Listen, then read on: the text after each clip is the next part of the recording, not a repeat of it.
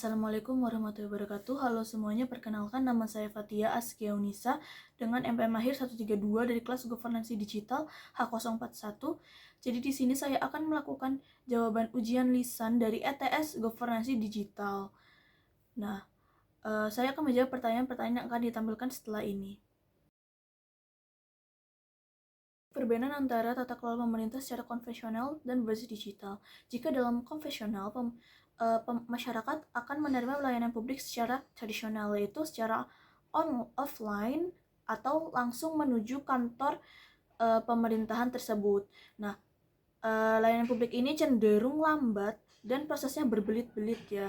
Masyarakat tuh harus menunggu dalam jangka waktu yang lama untuk mendapatkan layanan publik. Selain itu, kalau secara konvensional, informasinya itu tidak terbuka untuk umum. Biasanya informasi atau keputusan pemerintah itu berada dalam putusan tingkat kelembagaan dan biasanya tidak terbatas untuk masyarakat.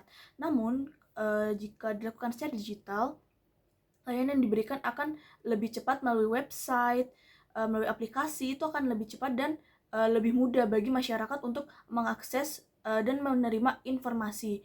Nah, selain itu kan juga ada kontak pengaduan jika secara digital. Jadi masyarakat dapat berinteraksi secara langsung dengan pemerintah atau lembaga layanan publik untuk memberikan masukan, aspirasi atau keluhan terhadap layanan publik digital ini secara cepat dan mudah. Baik, yang kedua, solusi untuk kesenjangan digital antara pemerintah dan masyarakat. Yang pertama, pemerintah bisa melakukan pengadaan infrastruktur digital yang lebih luas, terutama ke daerah-daerah terpencil, karena untuk memeratakan akses digital antara pemerintah dengan masyarakat. Akhirnya masyarakat yang terpencil itu juga bisa mendapatkan akses digitalisasi. Lalu yang kedua, meningkatkan literasi digital antara untuk pemerintah dan masyarakat.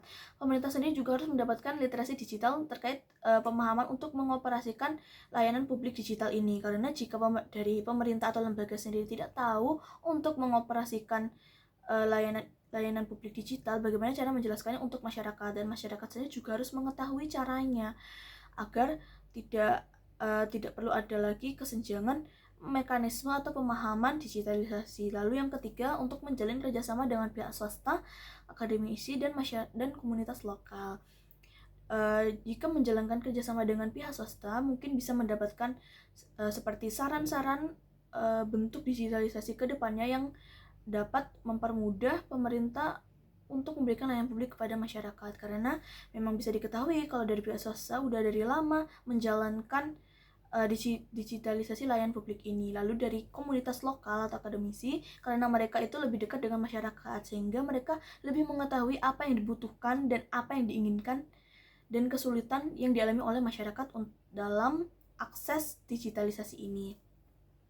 Lalu selanjutnya, pemerintah juga harus memberikan layanan publik digital yang inklusif dan ramah untuk segala kalangan. Bukan hanya anak kecil, bukan hanya orang dewasa atau lansia, kan, tapi juga terhadap pengguna yang disabilitas.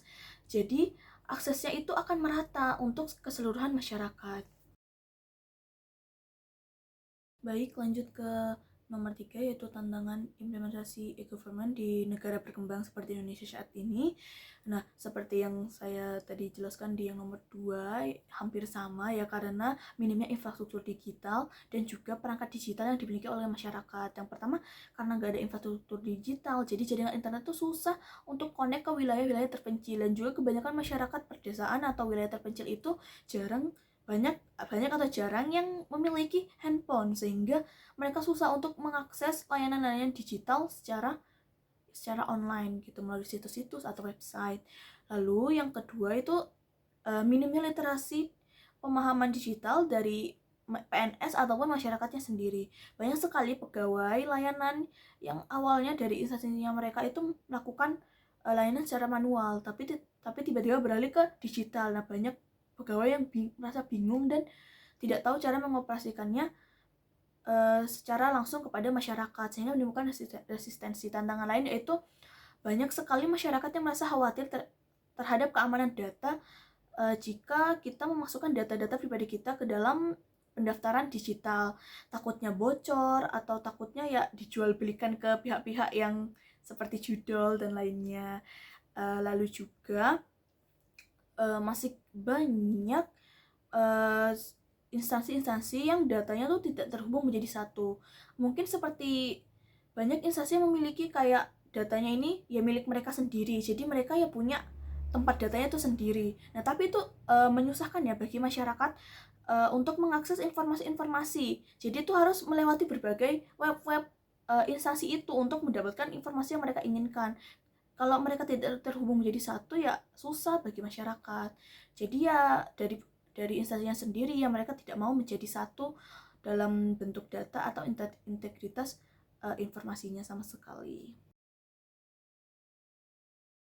Untuk pertanyaan terakhir, apakah penerapan transparansi dan akuntabilitas digitalisasi itu dapat menumbuhkan kembali kepercayaan masyarakat terhadap pemerintah? Menurut saya iya, karena kembali lagi dengan adanya transparansi melalui digitalisasi, masyarakat tuh dapat dengan mudah mengakses informasi karena pemerintah itu sudah pasti menyebarkan informasi-informasi seperti data keuangan, laporan pengambilan keputusan ataupun evaluasi sudah disebarkan melalui internet ya.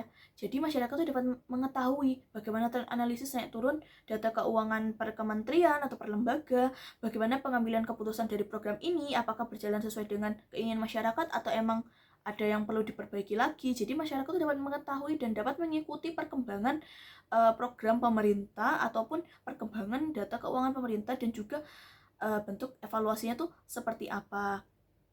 Lalu di luar itu dapat dipertanggungjawabkan atau akuntabilitas ya dengan melalui hasil evaluasi dan laporan yang disebarkan ke ranah digital, masyarakat tuh dapat mengetahui, oh jadi ini pertanggungjawabannya dari pemerintah tuh berbentuk laporan seperti laporan kinerja.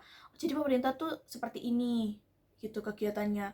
Dan mereka tuh juga pasti di laporan kinerja tuh juga menjanjikan sasaran strategis terbarunya tuh seperti apa. Apakah bisa menutupi kekurangan dari kebijakan yang tahun lalu apa tidak, itu kan pasti disebarkan kan melewati berita ataupun dari situs resmi, itu pasti disebarkan. Jadi masyarakat dapat menilai, oh berarti ini memang dipertanggungjawabkan dengan cara seperti ini, oh berarti memang ada keinginan bagi pemerintah untuk mempertanggungjawabkan dari laporan kinerja atau dari hasil evaluasinya seperti itu. Lalu di luar itu juga masyarakat kan juga dapat dilibatkan secara langsung seperti dengan adanya kontak pengaduan ataupun juga dibuka forum diskusi dari YouTube ataupun Instagram.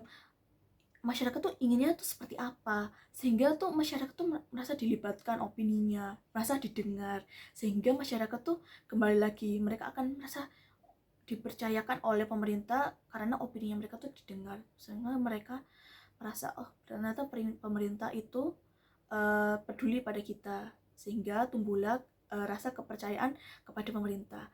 Sekian jawaban ETS lisan dari saya akhiri. Wassalamualaikum warahmatullahi wabarakatuh. Terima kasih.